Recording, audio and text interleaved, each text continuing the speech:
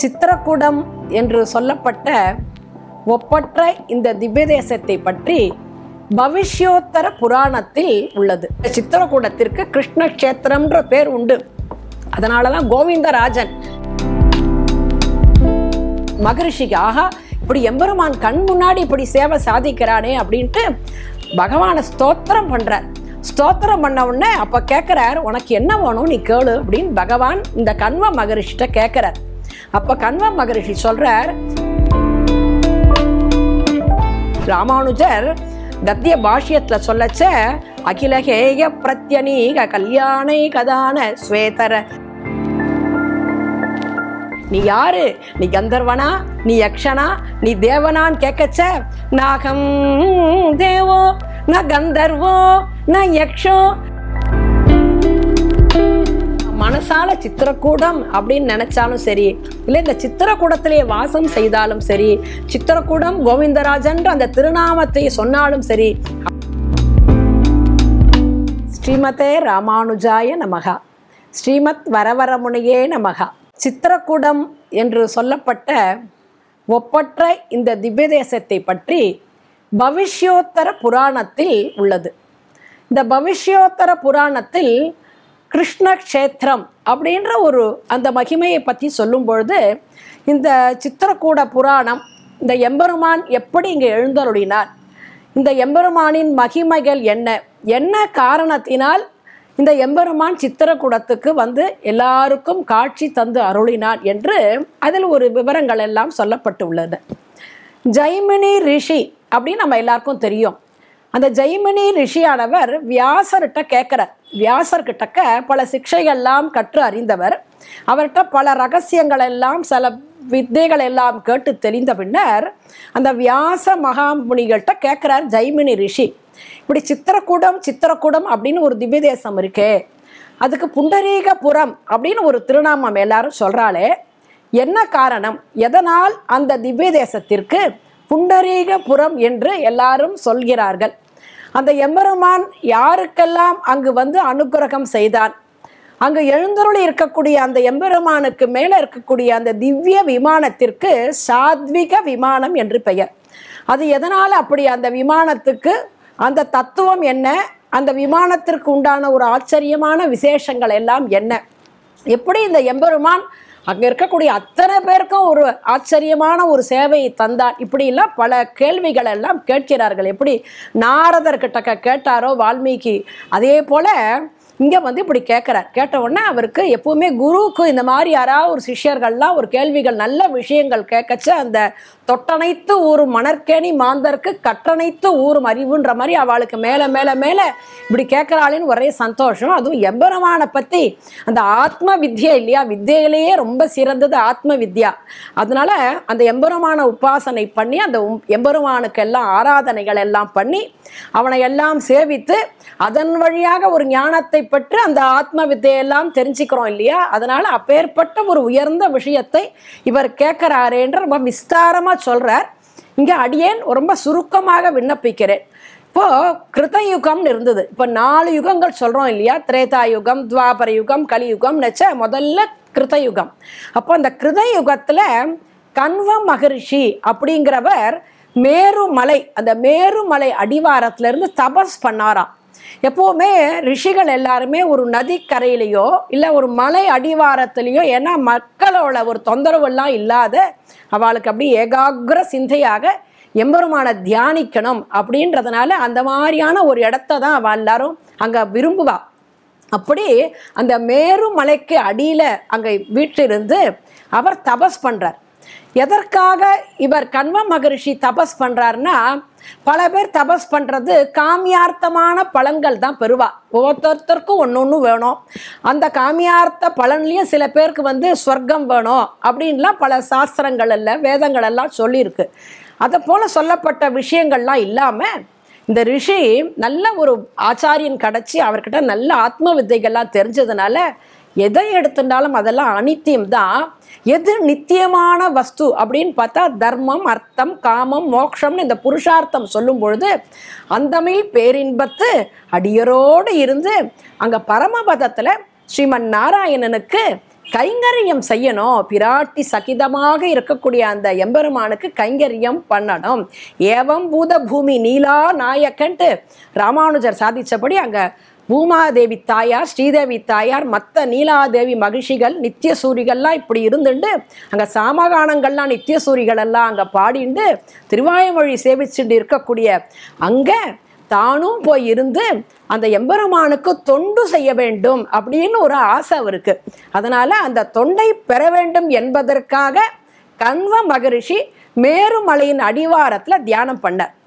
இப்படி பண்ணிகிட்டே இருக்கச்ச இவர் ரொம்ப தியானம் பண்ணி அப்படியே எம்பெருமானை தவிர வேற எதுவுமே அவர் மனசுல இல்லை.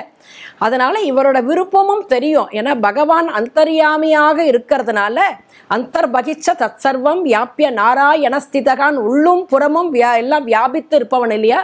அதனால இவர் அந்தர்யாமியில இருந்துட்டு இவருக்கு என்ன அபேட்சைங்கிறத நாராயணன் தெரிஞ்சுட்டு அங்கேருந்து பிரத்யக்ஷம் ஆறார். பிரத்யக்ஷம் ஆன உடனே இவருக்கு ரொம்ப ஆச்சரியம். மகரிஷிக்கு ஆகா இப்படி எம்பெருமான் கண் முன்னாடி இப்படி சேவை சாதிக்கிறானே அப்படின்ட்டு பகவானை ஸ்தோத்திரம் பண்றார்.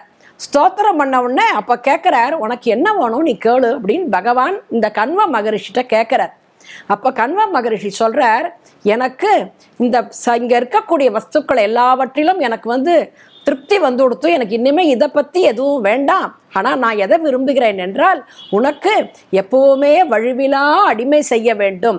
எனக்கு எப்பவும் உமக்கு திருவடி வாரத்தில் பிராட்டி சகிதமாக இருக்கக்கூடிய தேவருக்கு நான் தொண்டு செய்ய வேண்டும். ஒழிவில் காலமெல்லாம் உடனாய் மன்னி வழிவிலா அடிமை செய்ய வேண்டும்ன்றது தான் என்னோட அவா அப்படின்ட்டு கண்வ மகரிஷி சொல்றார். உடனே நாராயணன் ரொம்ப சந்தோஷம், அப்பா இப்படிப்பட்ட ஒரு அபேட்சையை வச்சுட்டு என்கிட்ட கேட்குற, ரொம்ப சந்தோஷம், உன்னோட பாரிப்பு எனக்கு புரியுறது. ஆனால் அதற்கு நீ கொஞ்ச காலம் பொறுத்து இருக்கணும். ஏன்னா நம்மளோட சரீரம் எடுத்துட்டோம் அப்படின்னா இது கர்மவசத்தினால்தான் நமக்கு இந்த சரீரங்கள்லாம் கிடைக்கிறது. அது ரிஷிகளாக இருந்தாலும் இப்போ லோகத்தில் இருக்கக்கூடிய அத்தனை ஜீவாத்மாக்களுக்கு எதனால பிறவி அப்படின்னா கர்மத்தினால கிடைக்கிறது. இந்த கர்மம் எதுக்கு இப்படி சரீரம் கொடுக்கணும் அப்படின்னா இந்த கர்மம் வரத்துக்கு காரணம் என்ன அப்படின்னு பார்த்தா நம்மளுடைய முக்குணமயம்தான். சத்வகுணம், ரஜோகுணம், தாமசம் இப்படிலாம் நம்ம சொல்கிறோம். இந்த முக்குண மயத்தினால் நமக்கு ஒரு சரீரம் கிடைச்சு அந்த சரீரத்தினால் நாம் எப்படி பயன்படுத்துகிறோம் நம்முடைய காரியங்களை, அதை எம்பெருமானுக்கு இந்த சரீரத்தை நாம் சமர்ப்பிக்கிறோமா அப்படிங்கிறது தான் அங்கே ஒரு விஷயம் இல்லையா. அதனால் கர்மவசத்தால் கிடைத்த இந்த சரீரத்தை வச்சு உனக்கு கொஞ்சம் இந்த லோகத்தில் இன்னும் கொஞ்ச நாள் பாக்கி இருக்குது. அதனால் இந்த சரீரத்தை கழிக்கிறதுக்கு உன்னோட கர்மத்தெல்லாம் நீ இன்னும் கழிக்கணும். அதுக்கு அப்புறம் தான் நீ என்கிட்ட அந்த மீள் பேரின்பத்தை அடியோரோடு இருக்கலாம் அப்படின்னு பெருமாள் சொல்றார் கண்வ மகரிஷிட்ட. அப்போ கண்வ மகரிஷி கேட்குறார், அப்போ நான் இந்த சரீரம் இன்னும் கொஞ்சம் கழிக்கணும் அப்படின்னா அதற்கு என்ன பண்ணணுன்றதை தேவரீரே நியமிக்க வேண்டும் அப்படின்னு பிரார்த்திக்கிறார். ஏன்னா சுதந்திர புத்தின்றது வரக்கூடாது. நாம் நாம் செய்கிறோம், நான் செய்கிறேன் அப்படின்னு வந்தாக்க நீர் நுமது என்றிவை வேர் முதல் மாய்த்து இறை சேர்மின் உயிர்க்கு அதன் நேர்நிறை இல்லை என்று நம்மாழ்வார் சாதிக்கிறார். நான் எனது அப்படின்ற ஒரு எண்ணத்தை எப்போ விடுறோமோ வாசனையோடே விடுகையும் புறம்புண்டானை பற்றுக்களை அடைய வாசனையோடே விடுகையும் பிள்ளைலோகாச்சார் சாதிக்கிறார். இப்போ நம்மோட முயற்சி நான் செய்கிறேன் அப்படின்ற நம்ம ஒரு முயற்சினால்தான் நமக்கு ஒரு பலன் கிடைச்சதுன்னு நாம் நினச்சுட்டா பகவான் நகர்ந்துருவான். அப்பா இதை நீ செய்கிற, நீ செய்விக்கிற, நீ வழிகாட்டுற அப்படின்னு நினச்சுட்டு என்னோட மனோவாக்காயத்தில் நீ என்னைக்கோ இருந்து என்னை செயல்படுத்து நாம் பகவான்கிட்ட பிரார்த்திச்சுண்டா அவன் நல்ல வழியில் நம்மளை அழிச்சின்னு போவான். அதனால இவரெல்லாம் நல்ல விஷயங்களை கேட்டதுனால, பெரியவர்கள்ட்ட கேட்டதுனால ரிஷி கேட்குறார், அதற்கு தேவரீர் தான் அடியன் என்ன செய்ய வேண்டும் அப்படின்னு கேட்க, அப்போ பெருமாள் சொல்றார் கண்வ மகரிஷிக்கு, இப்போ ஒரு அழகான ஒரு இடத்த பற்றி நான் உனக்கு சொல்கிறேன். முன்பு ஒரு காலத்தில் பிரம்மா என்ன பண்ணார் தெரியுமா, அங்கே விஸ்வகர்மாவை கூட்டு தாமர புஷ்பம் போல ஒரு சதுரமான ஒரு நகரத்தை நிர்மாணித்தார். எப்படி தாமர புஷ்பம் மாதிரி ரொம்ப அழகு வாய்ந்ததான ஒரு நகரம் இருக்கோ அதற்கு புண்டரீகபுரம் என்று பெயர். இப்போ இந்த புண்டரீகபுரம் அப்படின்றதுனால புண்டரீக மகரிஷியும் தபஸ் பண்ணியிருக்கார், புண்டரீக வள்ளி தாயார்.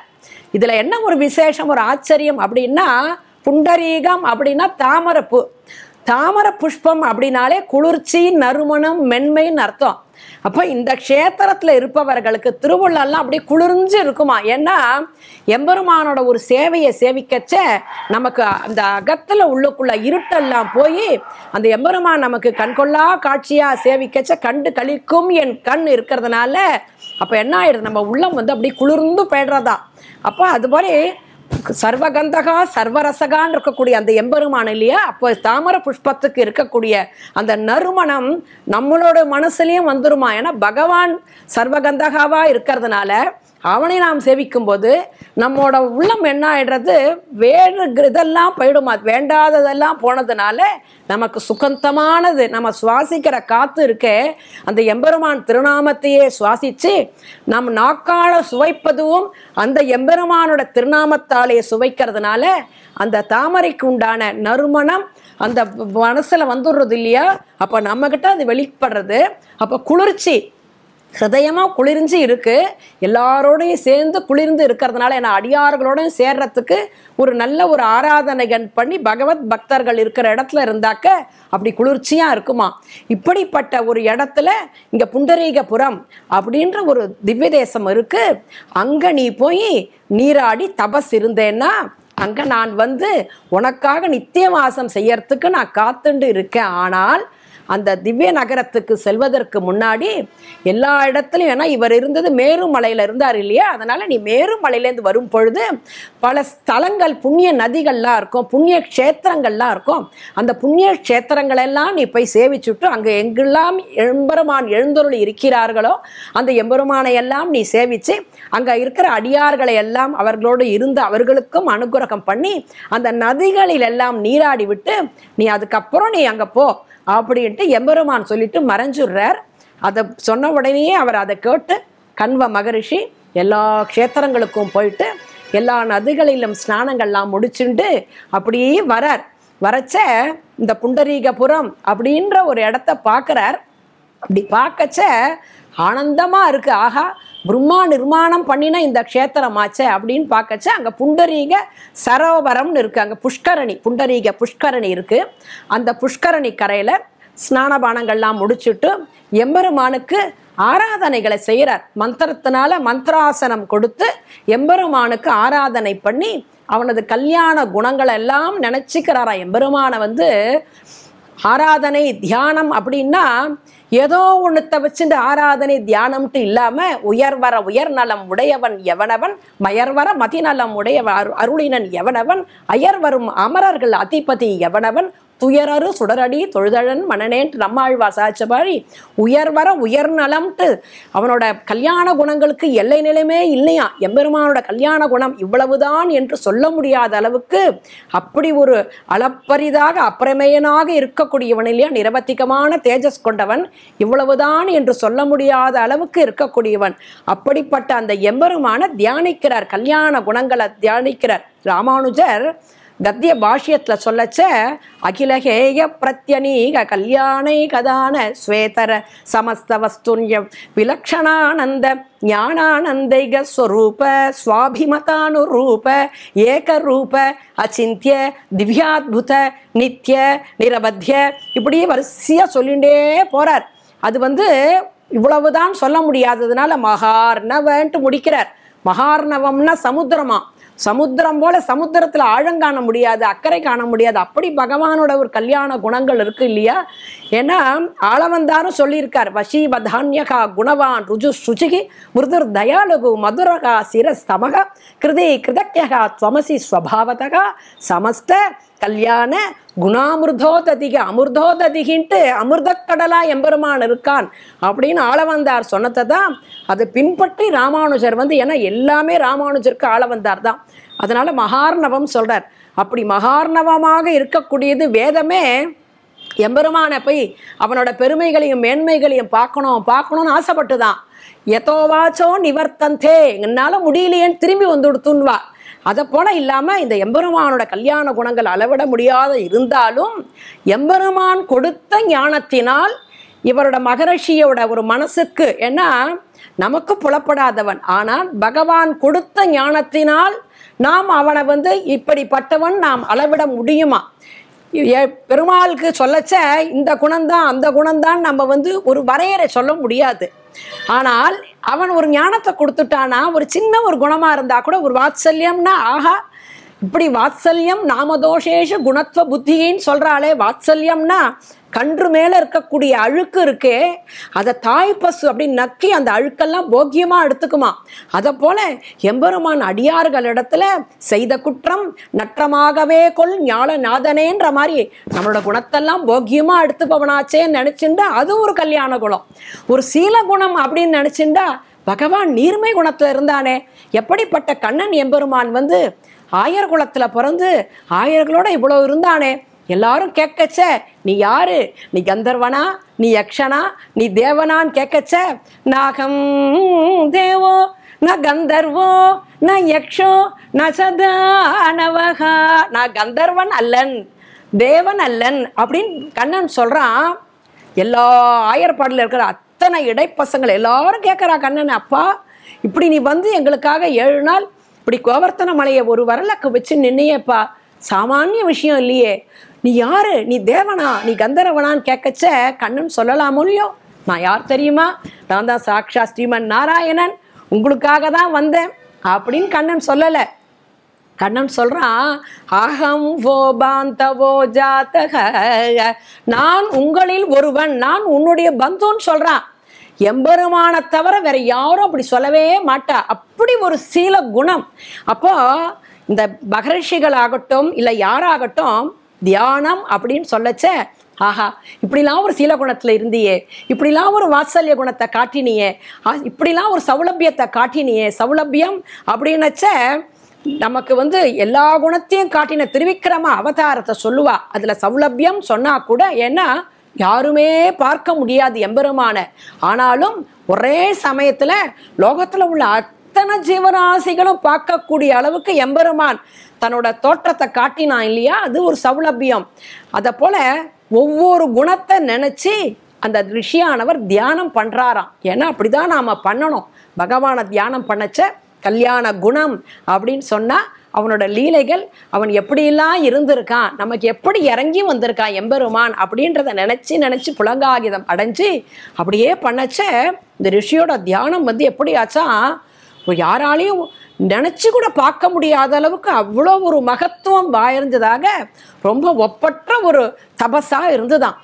பார்த்தா தேவர்கள் எல்லாம் ஆஹா இப்படி கண்வ மகரிஷி இப்படி ஒரு தியானம் பண்ணினா லோகத்துக்கு என்ன ஆறுதுன்னு தெரியலையே, இவர் எதற்காக இப்படி தபஸ் பண்றார் அப்படின்னு எல்லா தேவர்களுக்கும் பயம் வந்துடுத்து. உடனே தேவர்கள் எல்லாம் உடனே என்ன பண்றா, இந்திரன் கிட்டக்க போறா.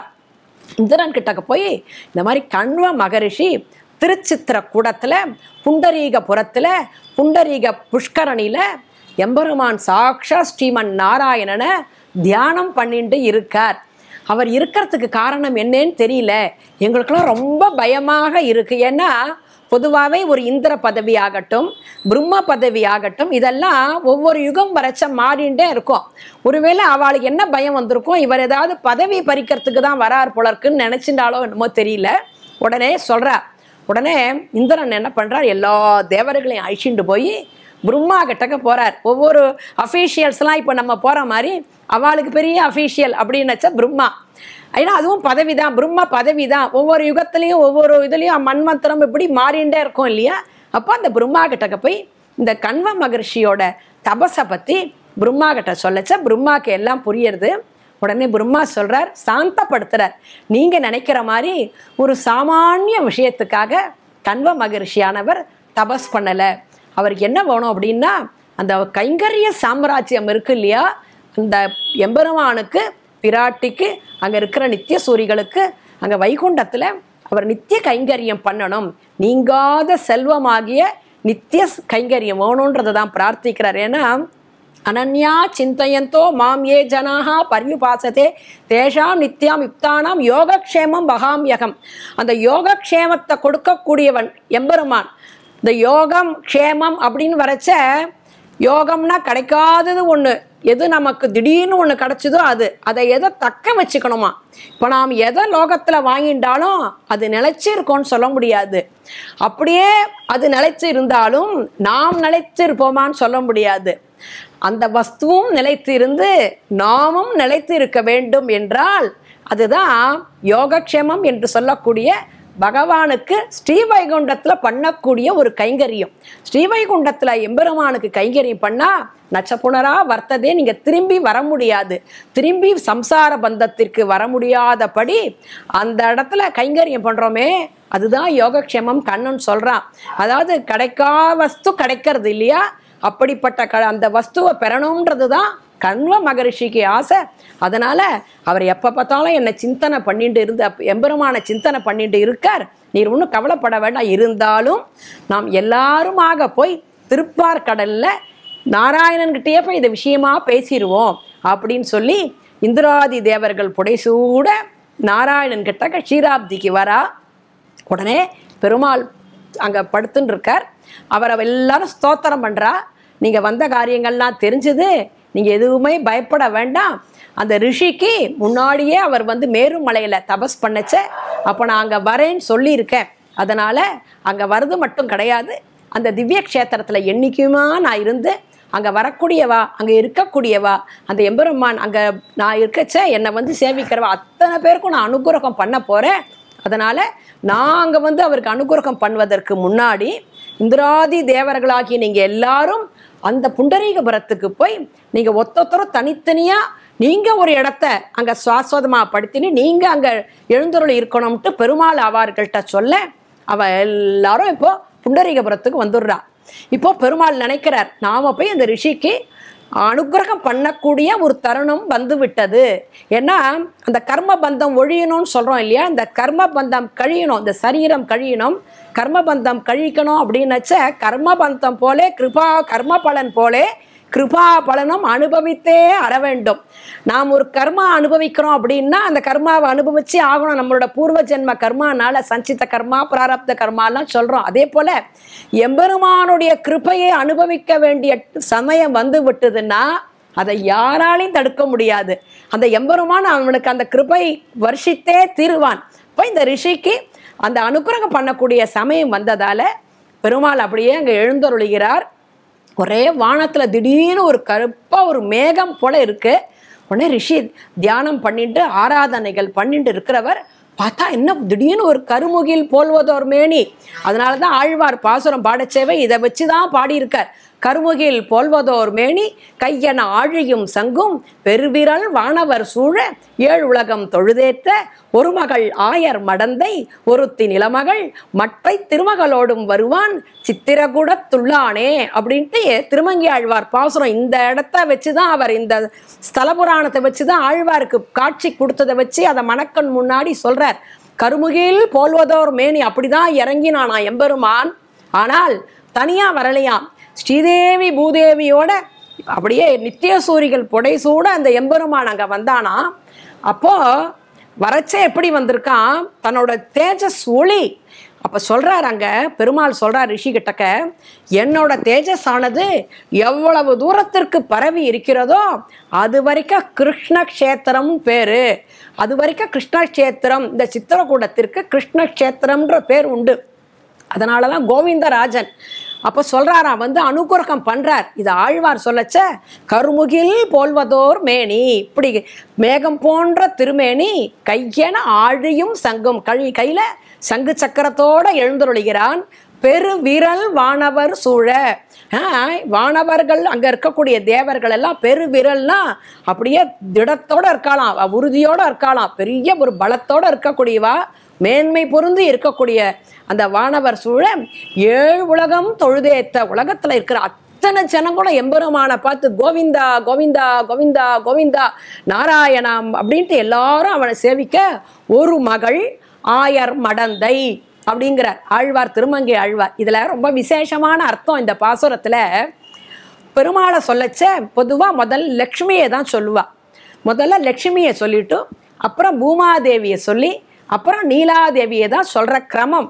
ஆனால் இந்த திவ்ய தேசத்தில் இது கிருஷ்ண க்ஷேத்திரம், இது அதனால் கிருஷ்ண க்ஷேத்திரமாக இருப்பதாலும் கோவிந்தராஜன் என்ற திருநாமத்தில் இந்த எம்பெருமான் இருப்பதால் கோவிந்தராஜன் என்ற பெயர் நாராயணனுக்கு ஆதியிலிருந்தே இருந்தாலும் அந்த கோவிந்த பட்டாபிஷேகம் பண்ணான் இல்லையா, பாகவதத்தில் படிக்கிறோமே சேவிக்கிறோமே. அந்த இந்திரன் வந்ததுக்கு அந்த எல்லாரும் சேர்ந்து கோவக்கெல்லாம் காப்பாத்தினான்றதுனால அவனுக்கு கோவிந்தான் பேருன்றதுனால வாயில்லா ஜீவனையும் காப்பாத்தின எம்பெருமான் இல்லையா, அது ரொம்ப உகக்கிறான். எம்பெருமான் 1000 திருநாமத்தில் எதை உகக்கிறான் என்றால் கோவிந்தன் என்ற திருநாமத்தை தான் உகக்கிறான். இன்னமும் நாம சாப்பிடச்ச கோவிந்தான்னு சொல்லிட்டு தான் சாப்பிடணுமா. வாயில்லா ஜீவனை காப்பாத்தினதுனால, அதாவது இடக்கை வழக்கை தெரியாத அந்த ஆய்ப்பாடியில அவர்கள் அழைத்த திருநாமத்தை பகவான் உகக்கிறான், அந்த கோவிந்த திருநாமம். அதனால அப்படிப்பட்ட அந்த கோவிந்தன் சொன்னா ஸ்ரீதேவி முதல்ல வரமாட்டா, நீலாதேவி என்று சொல்லக்கூடிய ஆயர் மடந்தை தான் வருவா. ஏன்னா கண்ணன் நப்பிண்ணை பிராட்டிய 7 காளைகளை அடக்கி கல்யாணம் பண்ணிட்டான்ட்டு அந்த நமக்கு பாகவத புராணம் சொல்றது.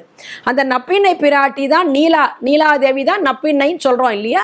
அப்போ அந்த நப்பிண்ணை பிராட்டிய நம்முடைய ஆழ்வார்கள் எல்லாரும் ஆயர் மடந்தை அப்படி ரொம்ப அழகான ஒரு திருநாமம் கொடுத்து அவளை பாராட்டுவா. ஆயர் மடந்தை, ஆயர் மகள், ஆய் மகள். பெருமாளை சொல்லச்சே ஆய் மகள் அன்பனே, இவளை அடையாளம் காட்டி தான் பெருமாளையே அழைக்கிறார் ஆழ்வார்கள் எல்லாம். அப்படி அந்த ஆயர் மடந்தைன்ட்டு முதல்ல சொல்லிட்டு, ஏன்னா அந்த கோவிந்தனுக்கு முதல் பத்னியாக இருக்கக்கூடியவள் பிராதான்ய மகிஷி கிருஷ்ணா அவதாரத்துல நப்பிண்ணை. அதனால ஆயர் மடந்தை, ஒருத்தி நிலமகள், அதுக்கப்புறம் நிலமகளாகிய பூமி பிராட்டி, மற்ற திருமகளோடும், அதுக்கப்புறம் லக்ஷ்மி ருக்மணியா அவதாரம் பண்ணா இல்லையா பெருமாள், கண்ணனா அவதாரம் பண்ணச்ச இந்த 3 மகிழ்ச்சிகளையுமே நம்ம பார்க்கிறோம். அப்போ இங்க ஆழ்வார் அதை அனுபவிக்கிறார். ஒரு மகள் ஆயர் மடந்தை, ஒருத்தி நிலமகள், மற்ற திருமகளோடும் வருவான் சித்திரக்கூட துள்ளானேன்ட்டு அனுபவிக்கிறார். இதே போலதான் ஆழ்வார் எப்படி அனுபவிச்சிருக்காரோ அதே சேவைதான் கண்வ மகரிஷிக்கு எம்பெருமான் காட்சி கொடுக்குறான். உடனே எல்லாரும் சேர்ந்து எல்லாரும் ஸ்தோத்திரம் பண்றா பெருமாளை. இந்த எம்பெருமான் வந்த சமயம் எப்படின்னா விஜய வருஷம் பங்குனி மாசம் பௌர்ணமி நட்சத்திரம், பௌர்ணமி திதி உத்தர நட்சத்திரத்துல இந்த எம்பெருமான் திங்கட்கிழமைக்கு காட்சி கொடுத்தாராம். அதனாலதான் பங்குனி உத்தரம் தான் இந்த பெருமாளுக்கு திருநட்சத்திரம் இப்பவும் கொண்டாடுறா, விமர்சையா கொண்டாடுறா. பங்குனி உத்தரத்தன்னைக்கு சேர்த்தி சேவையாட்டம் திருக்கல்யாணம் ஆறுது பெருமாளுக்கு. ரொம்ப ரொம்ப வைபவம், ரொம்ப நன்னா இந்த சன்னதியில நடக்கிறது. பங்குனி உத்தரத்தன்னைக்கு மட்டையுடைய உற்சவம் ஆரம்பிச்சு திருக்கல்யாண வைபவத்துல எம்பெருமான் காட்சி கொடுக்கிறார். கார்த்தால திருமஞ்சனங்கள்லாம் உண்டு. அன்னைக்குதான் அவர் அவதாரம். இன்னைக்கு எங்க காட்சி கொடுத்தார் கண்வ மகரிஷிக்கு. அப்போ உனக்கு என்ன வேண்டும் இப்ப கேளு அப்படின்னு சொல்ற. அப்ப என்ன சொல்றார், நேரா அவர் கேட்கச்ச என்ன சொன்னார், பரமபதத்துல பகவானுக்கு தொண்டு பண்ணணும், தாயாருக்கும் பெருமாளுக்கும் இருவருமான சேர்த்தியில் கைங்கரியம் பண்ணணும்னு தான் கேட்டார். ஆனா இங்க வந்த உடனேயே இந்த சித்திரக்கூடத்துல தபஸ் பண்ணி பெருமாள் பிரத்யக்ஷம் ஆன உடனே அவர் கேட்கிறார், முதல்ல கேட்கிறார், சுவாமி அடியன் கிருதார்த்தன் ஆனேன், தன்யன் ஆனேன், தனம் மதியம் தவபாத பங்கஜம்ட்டு இருக்கேன். எனக்கு இந்த திவ்ய கஷேத்திரத்துல இப்போ எப்படி நீர் எனக்கு காட்சி கொடுத்தீரோ அதே போல எப்பவும் இங்க நித்தியவாசம் செய்து இதே போல எல்லா தேவிமார்களோட எழுந்தருள் இருந்து இங்க எல்லாருக்கும் காட்சி கொடுக்கணும்னு சொல்றார். இங்க பூதேவி, ஸ்ரீதேவி, நீலாதேவி 3 தேவி இருக்கிறதுனால இந்த பெருமாளை போக சயனம் சொல்றோம். சாதாரணமா இப்போ பெருமாள் படுத்துன்ற சயனத்துல வீர சயனம், உத்தான சயனம் எல்லாம் சொல்றோம். அது எல்லாவற்றையும் காட்டிலும் போக சயனம் ரொம்ப விசேஷம். போகத்தை அனுபவித்து கொண்டிருக்கும் எம்பெருமான் திருவடி கிட்டக்க போய் யார் எதை கேட்டாலும் ஆனந்தமா வர்ஷிப்பானான். ஏன்னா அவன் ஆனந்தமா குடும்பத்தாரோட இருக்கான். எப்பவுமே நம்மளோட மனநிலை எப்படி இருக்கும், 4 பேர் நம்ம ஆத்து மனுஷாலோட இருக்கச்ச சந்தோஷமா இருப்போம் இல்லையா. நம்ம குழந்தைகள், நம்ம பந்து பரிவாரங்கள், இப்படி நண்பர்கள் உறவினர்கள் இருக்கச்ச நமக்கு எவ்வளவு ஒரு மனசு சந்தோஷம்.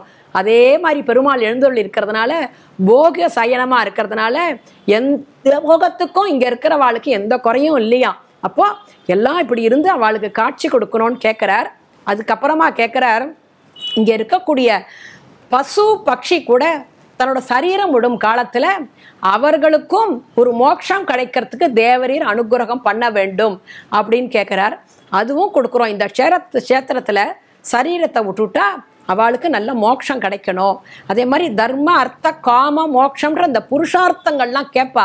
அவளுக்கெல்லாம் நீர் அனுகிரகம் பண்ணணும் அப்படின்னு அதையும் கேட்கிறார். அது மட்டும் இல்ல, யாராவது இந்த சித்திரக்கூட்டம் அப்படின்னு ஒரு வார்த்தை சொல்லிட்டாக்க அவளுக்கு நீர் வந்து அவள் என்னென்னலாம் மனசில் வச்சிருந்தாலோ அதெல்லாம் நீர் வந்து சாதித்து கொடுக்கணும். இந்த க்ஷேத்திரத்தை நோக்கி ஒரு அடி நடந்து வந்தாலும் போகிறோம், இல்லை அவள் மனசால சித்திரக்கூடம் அப்படின்னு நினச்சாலும் சரி, இல்லை இந்த சித்திரக்கூடத்திலேயே வாசம் செய்தாலும் சரி, சித்திரக்கூடம் கோவிந்தராஜன்ற அந்த திருநாமத்தை சொன்னாலும் சரி, அவர்களுக்கெல்லாம் நீர் வந்து அனுகிரகம் பண்ணணும் சொல்லிட்டு கடைசியில் 4வதாக கேட்குறார். இங்கே எனக்கு என்ன அந்த 4வதாக தான் மற்றவாளுக்காக கேட்குறார். என்ன முதல்ல எம்பெருமான் எழுந்தருள் இருக்கணும்ட்டு கேட்குறார், பரிவாரத்தோடு எழுந்தருள் இருக்கணும் கேட்குறார். அப்புறமா வந்து யாரெல்லாம் மனசால நினைச்சாலோ வாக்கால சொன்னாலோ சரீரத்தால் நடந்தாலும் அவளுக்கும் அனுகிரகம் பண்ணணும்னு கேட்குறார். பசு பட்சிகள் உயிரை விட்டாலும் அதுக்கும் மோட்சம் வேணும்ட்டு தன்னுடைய ஒரு கிருப்பையினால எம்பெருமான் அதை அனுகிரகம் பண்ணுவான்றதுனால கேட்குறார். கடைசியாக தான் சொல்கிறார், எனக்கு கடைசி காலத்தில் நான் உன்னை நினச்சிண்டே இருக்கணும். ஏன்னா அந்திம ஸ்மிருதி வர்ஜனம்னு சொன்னால் கூட எனக்கும் உன்னோட நினைவு என்னைக்கும் இருக்கணும். ஏன்னா மரணம் அடையும் சமயத்தில் எம்பெருமான் நினைவு வரும்னு சொல்ல முடியாது. இன்னைக்கு இருக்கிற காலத்தில் வாழ்ந்து கொண்டு இருக்கும் பொழுதே இப்போ பல பேருக்கு ஞாபகம் மறதி வருது. கார்த்தால நடக்கிற விஷயம் சாயங்காலம் இல்லை. எம்பெருமான் நீ வாழ்நாளில் என்னை சேவிச்சிட்டாலே போகிறோம், நீ கடைசியில் என்னோட நினைவு உனக்கு இல்லைன்னா கூட நான் உன்னை கட்ட மாதிரி இருந்தாலும் கல்லாடு இருந்தாலும் காப்பாற்றினேன்னு சொன்னால் கூட இந்த மகரிஷி உன்னோட ஸ்மரணை எனக்கு என்றைக்குமே இருக்கணும் அப்படின்னு மகரிஷி பிரார்த்திக்கிறார். மகரிஷி பிரார்த்தித்தபடியே அந்த எம்பெருமான் இவருக்கு எல்லாம் அனுகிரகம் பண்ணி நீ என்னென்னலாம் விரும்பினியோ உனக்கு எல்லாம் நான் அனுகிரகம் பண்ணுறேன்னு சொல்கிறார். அப்படிப்பட்ட இந்த உயர்ந்த திவ்ய க்ஷேத்திரத்தில் இங்கே யார் வசிக்கிறாளோ சேவிக்கிறாளோ சித்திரகூடம் சொல்கிறாளோ இங்கே இருக்கிற பசு பட்சி ஆகட்டும் எல்லாருக்குமே ஒரு நல்ல ஆத்மாவாக ஆகி அந்த எம்பெருமானுக்கிட்ட போய் தொண்டு புரியறதுக்கு இந்த மகரிஷி பிரார்த்திச்சுட்டானா கண்வ மகரிஷி. அப்பேற்பட்டதை நமக்கு பவிஷ்யோத்தர புராணத்தில் சொல்கிறது. அந்த எம்பெருமானை தான் இப்போ இந்த சம்பரோக்ஷணைக்காக எல்லா ஊரில் உள்ள பல ஊர்களில் உள்ள அத்தனை பேர்களை வந்து சேவிக்கிறதுக்கு வரப்போகிறா. இந்த சம்பரோக்ஷணம் அப்படின்னு சொன்னாலே சம்பியக்கு புரோக்ஷணம். இப்போ முதல்ல புரோக்ஷணம் பண்ணிவிட்டு அதுக்கப்புறம் அபிஷேகம் பண்ணுறது. இப்போ கும்பாபிஷேகம் சம்பரோக்ஷணம்லாம் சொல்கிறோம் இல்லையா. இப்போ முதல்ல புரோக்ஷணம் பண்ணிவிட்டு அப்புறமா பண்ணுவாளாம் அந்த யாகசாலையில். யாரெல்லாம் வெறுமை நின்னா கூட போகிறோமா அவளுக்கு அவ்வளோ விசேஷம். யாகசாலை அப்படின்னு வந்தால் 4 பக்கமும் அதுக்கு வந்து 4 என்ட்ரன்ஸ் இருக்குன்னு சொல்கிறோம் இல்லையா. அந்த 4மே 4 வேதம், ருக்வேதம், யஜுர்வேதம், சாமவேதம், அதர்வண வேதம், 4 பக்கம் 4 வேதங்கள் சொல்கிறா. நம்ம வாழ்நாள் காதில் எதையோ வேண்டாததெல்லாம் கேட்டிருக்கோம், வேணுங்கிறத தான் கேட்குறோன்னு இல்லை, வேண்டாததான் நிறையா கேட்டிருக்கோம். அப்படி இருக்கச்ச அந்த யாகசாலையில் நின்று அந்த வேத ஒளிகளெல்லாம் கேட்கச்ச இந்த காது கேட்க வேண்டாதது கேட்டதை அதை அந்த பாவங்களெல்லாம் போய் அந்த பகவானோட ஸ்வரூபமான அந்த வேதத்தை கேட்கறதுனால நமக்கு நல்ல பலன் கிடைக்கும்.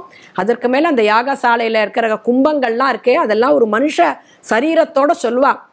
இந்த கும்பத்தில் சுற்றின ஒரு நூல் இருக்கே அது மனுஷனோட நரம்பு என்று சொல்லுவா. அதில் போடப்பட்டிருக்கக்கூடிய நவரத்தன மணிகள் இருக்கிறே அதெல்லாம் ஜீவர்கள் என்று சொல்லுவார்கள். அதில் இருக்கக்கூடிய தீர்த்தங்கள் ரத்தம் என்று சொல்லுவா. அந்த மாவலைங்கிறது நாக்கு, தேங்காய் வைக்கிறோமே கும்பத்தில் அந்த தேங்காய்ங்கிறது தான் சிரசுன்ட்டு அதுக்கு வந்து மனித வடிவத்தோடையே சொல்கிறது. அது மாதிரி அதை இன்னும் சொல்ல போனால் எம்பெருமானோட பஞ்சாயுதங்கள் தானே அதில் இருக்கிறதெல்லாம் சொல்லுவா. ஒன்றும் சங்கு சக்கரம் கதை எல்லாம் சொல்கிறோம் இல்லையா. இதெல்லாம் இந்த கும்பத்தில் இருக்கக்கூடிய ஒன்றும் அந்த கும்பத்தை எழுந்துருளை பண்ணுறோமே அந்த இதெல்லாம் தானியத்தில் அந்த தானியம் தான் நமக்கு சக்கரம், பெருமாளோட சக்கரமாக இருக்குது. அந்த வஸ்திரம் வந்து சங்காக இருக்குது. அதுபோல் மாபழ அந்த கும்பமே என்ன சொல்கிறது, நமக்கு ஒரு மனுஷ உடம்புக்கு என்னென்னலாம் தொடர்பு இருக்கோ அந்த தொடர்புக்கும் அந்த கும்பத்துக்கும் ரொம்ப நெருங்கின தொடர்போட சொல்லி அந்த கும்பத்தை எடுத்துன்னு போய் அங்கே புரோக்ஷணம் பண்ணுறா. அதில் வரகு அரிசிலாம் உள்ளே போட்டிருப்பா. அது ரொம்ப மகாத்மியம். ஏன் அந்த கும்பத்தை அந்த நமக்கு வந்து அந்த கலசத்தை சேவிக்கிறோம் அப்படின்னா ஸ்தூபின்னு சொல்கிறோம் இல்லையா. அதை எதனால் நாம் சேவிக்கிறோம் அப்படின்னா அதை எம்பெருமானோட சொரூபமாக பகவானுக்கு சங்கர்ஷணன் அனிருத்தன்லாம் சொல்கிறோம். வாசுதேவன், பிரத்யும்னன், சங்கர்ஷன், அனிருத்தன் அந்த எம்பெருமானுக்கு 4 வியூகம் சொல்கிறோம். வியூக மூர்த்திகள் சொல்லுவா. அந்த வியூக மூர்த்தியில் அனிருத்தனான அந்த சொரூபந்தான் அந்த கும்பமாக. அந்த மேலே இருக்கக்கூடிய அந்த ஸ்தூபியை சேவிக்கச்ச எம்பெருமானோட அனிருத்த ஸ்வரூபத்தோடு அங்கே காட்சி தரார். 30 முக்கோடி தேவர்களும் அங்கே எப்பவுமே அந்த ஸ்தூபியில் எழுந்தருள் இருந்து பெருமாளை சேவிச்சுட்டே இருக்கலாம். அதனால தான் எந்த கோவிலாக இருந்தாலும் விமானத்தை நாம் எப்பவும் சேவிக்கிற காரணம் 30 முக்கோடி கூட தேவர்கள் அங்கே இருந்துட்டே இருக்கா. எம்பெருமானே அந்த ஸ்தூபியில் எழுந்தருள் இருக்கான். உள்ளுக்குள்ள கர்ப்பகிரகத்தில் தான் இருக்கான்ட்டு இல்லை, வெளியிலேயும் அந்த ஸ்தூபியில் அனிருத்த ஸ்வரூபியாக இருக்கிறதுனால தான் எல்லாரும் எந்த கோவிலுக்கு போனாலும் அந்த ஸ்தூபியை நம்ம சேவிக்கிறோம். அப்படிப்பட்ட அந்த மகத்துவம் வாய்ந்த இந்த கோவிந்தராஜனை எல்லாரும் வந்து சேவித்து அவனோட கருணைக்கு பாத்திரமாகி எல்லாருக்கும் எல்லா விதமான செல்வங்களும் பெற வேண்டும் என்று சித்திரக்கூட நிவாசாய சித்ரானந்த விபுதையே ஸ்ரீமத் கோவிந்தராஜாய ஸ்ரீவத் சாங்காய மங்களம்ட்டு அவனோட திருவடிகளில் பிரார்த்திக்கிற. லோகா சமஸ்தா சிகினோ பவந்து, சாந்தம் வரணும், சௌக்கியம் வரணும், ஆரோக்கியம் வரணும், எங்கும் திருவருள் பெற்று எல்லாரும் இன்புற வேண்டும் என்று அவன் திருவடிகளில் பிரார்த்திக்கிறேன். அடியேன். சக்தி விகடனின் வீடியோக்களை தொடர்ந்து காண இந்த சேனலை சப்ஸ்கிரைப் செய்யுங்கள். வீடியோ குறித்த தகவலை உடனுக்குடன் அறிய பெல் ஐகானை கிளிக் செய்யுங்கள். வீடியோக்களை உங்கள் நண்பர்களுக்கும் உறவுகளுக்கும் பகிர்ந்து கொள்ளுங்கள். என்றென்றும் இறைப்பணியில் உங்களோட சக்தி விகடன்.